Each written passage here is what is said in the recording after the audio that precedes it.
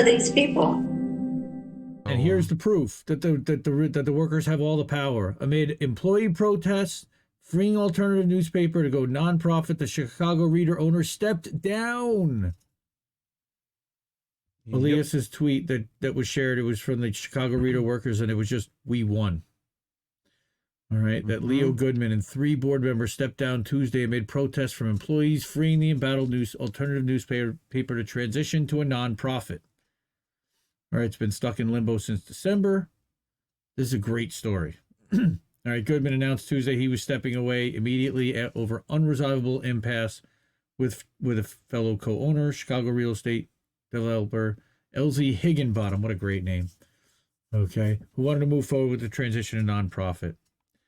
So he's stepping aside.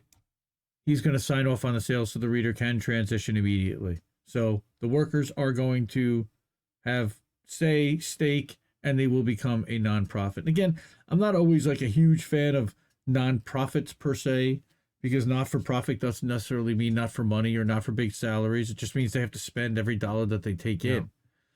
And the question is going to end up becoming, who do they end up taking money in from and how? So here are their board members who were aligned with his concerns, announced that they were also stepping down. Frustrated Reader editorial employees organized a rally in front of his Lakeview home and planned another one for Thursday morning, right? So I knew Rob would love this story, right? This is like tailor-made. I love that idea. I'm always talking about that, man. We got to protest this is how in we front get of the these people's bosses, houses, man. right. So right. So he blamed Reader management for not addressing his concerns. Right. So they bought the Reader from the Chicago Sun-Times for $1 and the assumption of debt. Since then, they invested more than $1 million each. Right. Weathering the pandemic, supporting money-losing publication as it planned to transition to a more sustainable nonprofit model. Of course, that means that he has to basically eat his $1 million. And that's hard because editors pushed back in a November opinion piece expressing concerns about vaccinating his 6-year-old daughter against COVID, which created backlash on social media. Well, I can understand why he was concerned. It created a schism among co-owners, and he objected to pulling or revising his article, and the original version remained online. All right, so then somebody else took over. He basically just stepped down, and she was conciliatory, as well she should be. They won. So on December 17th, the Reader's for-profit board, then comprised of 3 members, passed a resolution urging the planned transition set to take place December 31st, right? Not to proceed until the issue of censorship of his piece was investigated and resolved. I don't know if I like that they censored an op-ed piece where he was clearly expressing a concern that was justified, in my opinion. But wow, because it's mainstream. Kind of. So here, equal partners in the Reader. He's contributed about $2 million, while she's put in $1 million and provided free office space for the publication.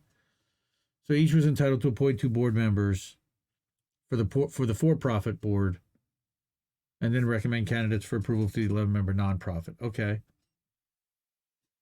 So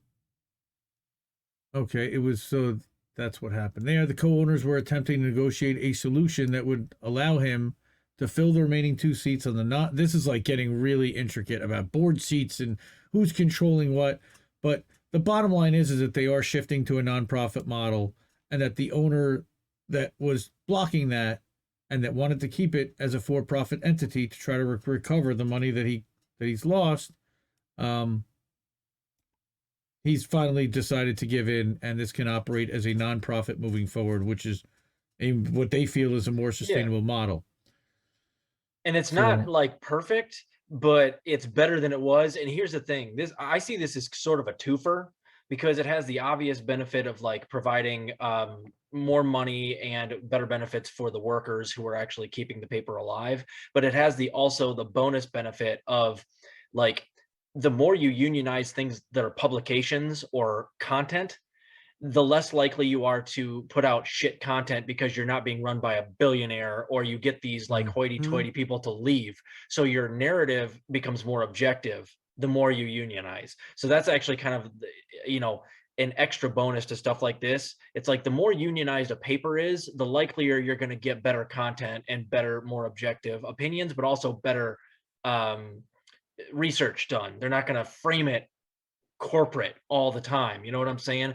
You're never going to get honest content from The Intercept because Pierre Omidyar owns it, right? But you start to unionize these things, and the workers have more power. The billionaire that owns it has less power, and therefore the content and the stories that you're getting are more objective. So it's kind of sweet, actually. And again, it's not perfect. I would love to see worker co-ops that are newspapers, but we're not going to see that in this country for a while.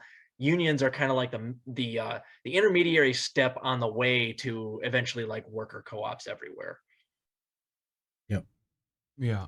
No, I completely agree. I mean, I you know, I'm excited to see more things like that unionize. There's a particular not so, you know, youthful Turkish organization that you know, has tried to unionize before, and you know, things haven't gone well there. So yeah, can you imagine them unionizing and then Cenk gets up and leaves? Oh God, that's that's the definition of two birds with one stone. Oh, that would. Oh, you just got me like, fuck it, I'm going to work at CNN, dude. It would. Yeah. Would it surprise anybody? MSNBC would bring him back. Would it surprise anybody? No, it wouldn't. No. I've even joked before that, like, if Rachel Maddow officially doesn't come back to MSNBC, that Anna Kasparian's on the short list for replacing her. Be careful. Cenk might want to fight me if we start. I'm just saying, you know, right? You could take him. You could take him, I think. Yeah. Oh, he's definitely in my weight class for sure. You know. So yeah, dude. I would like to see that fight. I'd very much like to see that. Yes, you would. Who refs? I'll let Durden ref. Get you a little white yeah, right. You know what I'm saying? Yeah, right. Yes, I'm down. No, I think I'm too biased, man. I'd let you get away with like more dirt. If you're gonna fight dirty, I'll let you get away with it. Like, I kind of want him to win. Eye pokes. It has to be someone a little more objectively like unbiased against the two of you guys. You let me down 12-6 elbows the whole time. Right. Just, it looks clean. You know, it looks clean to me. It looks clean to me. I don't know what you're talking about. Just back of the head, coach. Like, you know. Anyway. All right. That would be very fun. All right, we're gonna be here forever.